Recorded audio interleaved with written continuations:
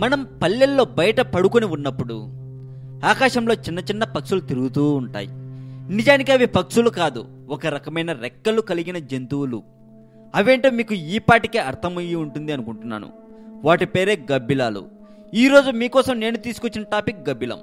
గబ్బిలాలు చీకట్లో దారి ఎలా తెలుసుకుంటాయో ఇప్పుడు మనం తెలుసుకుందాం.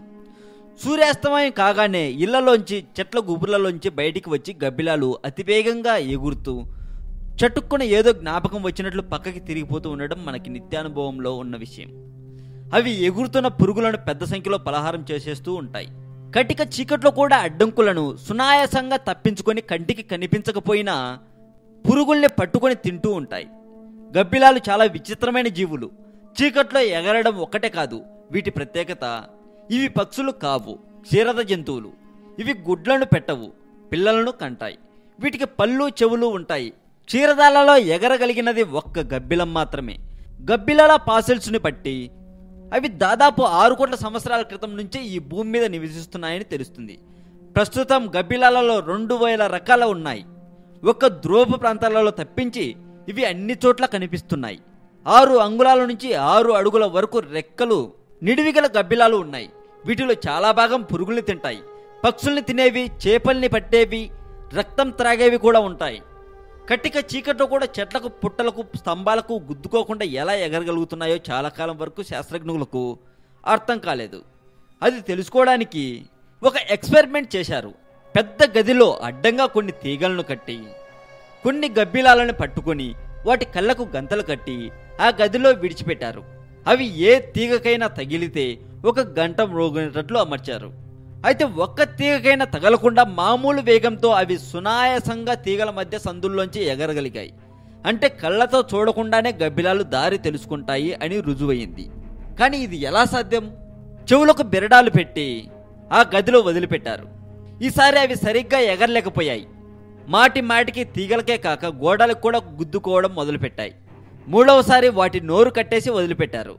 ఈసారి కూడా అవి సరిగ్గా ఎగరలేకపోయాయి. దీనిని బట్టి గబ్బిలం దారి ఏ విధంగా తెలుసుకుంటుందో అర్థమైంది. అది ఎగురుతున్నప్పుడు నోటితో సన్నని కూత వేస్తుంది. ఆ కూత మామూలు శబ్ద తరంగాల కన్నా ఎక్కువ ఫ్రీక్వెన్సీ కలది కావడం చేత సెకండుకి 45,000 నుండి 50,000 సార్లు అది మన చెవులకు వినిపించదు. ఈ హై ఫ్రీక్వెన్సీ శబ్ద తరంగాలు ఎదురు ఉన్న అడ్డంకులకు తగిలి ప్రతిఫలించి వెనక్కి తిరిగి వచ్చి గబ్బిలం చెవులకి తగులుతాయి.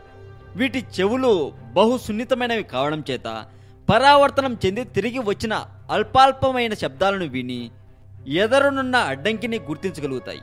ఆ వస్తువు స్థిరంగా ఉందో లేక కదులుతుందో, కదిలితే ఏ దిశలో ఎంత వేగంతో కదులుతుందో ఖచ్చితంగా తెలుసుకోగలుగుతాయి ఈ గబ్బిలాలు. ఆ వస్తువు తాను తినకుండా పనికి వచ్చే పురుగో లేక తాను తప్పించుకోవలసిన చెట్టు కొమ్మో గ్రహించి దానికి అనుగుణంగా దిశను మార్చుకుంటూ పురుగును సమీపించడం కానీ ఆ అడ్డంకిని తప్పించుకొని పక్కకు వెళ్ళడం కానీ చేస్తాయి. వీటి కళ్ళ వలన బొత్తిగా ఉపయోగం లేకపోలేదు. ఆ వస్తువును సమీపించిన తర్వాత అది తన తిండికి పనికి వచ్చేదో కాదో అవి కళ్ళతో చూసి తెలుసుకుంటాయి. గబ్బిలం వల్ల మనిషి నేర్చుకున్న అద్భుత విషయం ఒకటి ఉంది. గబ్బిలం శబ్ద తరంగాలను ఉపయోగించి ఎదుటి వస్తువులను తెలుసుకునే పద్ధతిలోనే శాస్త్రజ్ఞులు రాడార్ అనే పనిముట్టును కనిపెట్టారు. 2వ ప్రపంచ యుద్ధ కాలంలో కనిపెట్టడం జరిగింది. ఇది శత్రు విమానాలను బహుదూరంలో ఉండగానే పసిగట్టడానికి ఇది ఉపయోగిస్తుంది. హై ఫ్రీక్వెన్సీ రేడియో తరంగాలను ఉపయోగిస్తారు. ఎదురుగా విమానాలకు అవి తగిలి పరావర్తనం చెంది ఆ విమానం ఎంత దూరంలో ఉందో, ఏ దిశలో ఎంత వేగంతో ఎగురుతుందో తెలుసుకుంటారు.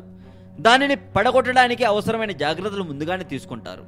గబ్బిలాలు తల క్రిందులుగా ఎందుకు వేలాడతాయో ఇప్పుడు మనం తెలుసుకుందాం.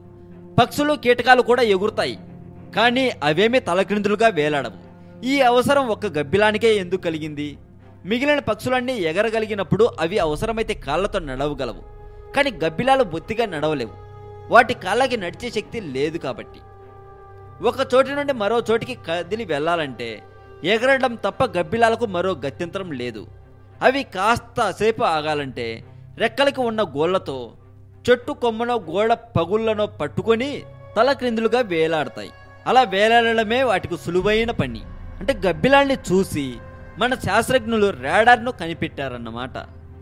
ఈ వీడియో మీకు నచ్చితే లైక్ కొట్టి మీ ఫ్రెండ్స్కి ఫేస్బుక్ ద్వారా షేర్ చేయండి. మరింత ఇలాంటి సమాచారం తెలుసుకోవాలని మీకుంటే సబ్స్క్రైబ్ చేయండి తెలుగు మోజో ఛానల్. ఈ వీడియో మీద మీ ఒపీనియన్ని కామెంట్ రూపంలో చెప్పొచ్చు. క్రైమ్ న్యూస్ కోసం మా ఇంకొక ఛానల్ తెలుగు మోజో కథలు ఛానల్ని సబ్స్క్రైబ్ చేయండి.